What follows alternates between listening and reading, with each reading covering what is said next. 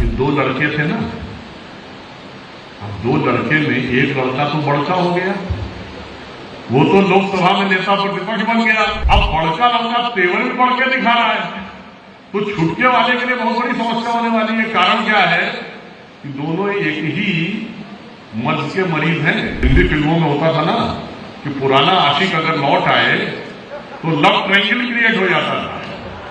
तो यूपी में वही होने वाला है। उस वोट बैंक का पुराना आशिक एक बार लौट आया है, तो आज के आशिक के लिए बहुत बड़ी चुनौती उभर के आने वाली है। तो दिल्ली में तो गठबंधन टूट गया, उत्तर प्रदेश में क्या हुआ है, ये दो लड़के थे ना, अब दो लड़के में एक लड़का तो बड़का हो गया, वो तो लोकसभा में नेता प्रतिपक्ष बन गया।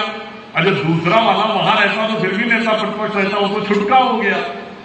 अब बड़का लड़का तेवर में बढ़ के दिखा रहा है, तो छुटके वाले के लिए बहुत बड़ी समस्या होने वाली है। कारण क्या है कि दोनों एक ही मर्ज के मरीज हैं।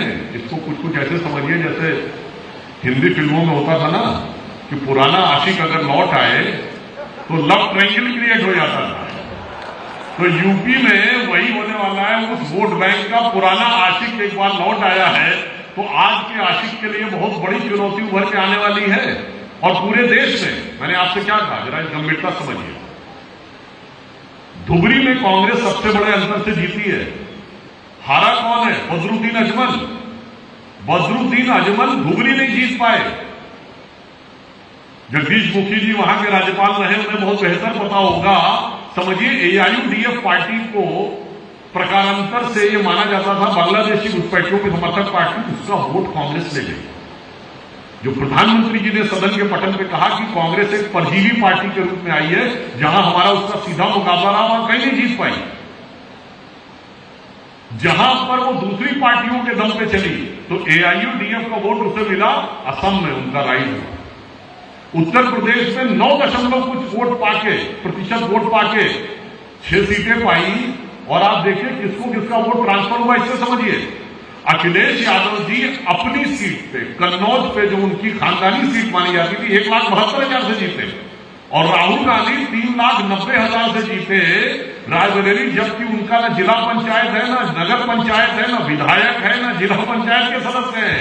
इसका मतलब एक का वोट ट्रांसफर हुआ, दूसरे का नहीं ट्रांसफर हुआ है, दूसरे का ट्रांसफर करने लायक था नहीं। अब आप आइए कर्नाटक में जेडीएस के वोट की कीमत, महाराष्ट्र में सबसे बड़ी पार्टी बने महाविकास आघाड़ी के ऊपर, 14 सीटें केरल में जीती मुस्लिम लीग के ऊपर, तेलंगाना में तेलंगाना राष्ट्र समिति की कीमत पर। इसलिए मैं कह रहा हूं कि कांग्रेस का राइज हमारे लिए चुनौती नहीं है, जो आज उनके साथ खड़े हैं उन्हीं के लिए चुनौती है। और वो इस बात को समझ नहीं पा रहे हैं कि वो सारी क्षेत्रीय दल जिन्होंने कांग्रेस से वो वोट बैंक खींचा था, कहीं ऐसा ना हो कि स्वर्गीय राजीव गांधी जी से वोट बैंक मुलायम सिंह जी खींच के ले गए थे और लालू प्रसाद यादव जी खींच के ले गए थे। अब राजीव गांधी जी के बेटे जी मुलायम सिंह जी और लालू यादव जी के बेटे जी से वो वोट खींच के ले जाने के चक्कर में न रहे। तो अभी आप देखिएगा इनमें आपस में बहुत जबरदस्त जवाबी कव्वाली होने वाली है। इसलिए हमें उन चीजों में नहीं पड़ना है, हमें लक्ष्य बिल्कुल सामने रखना है।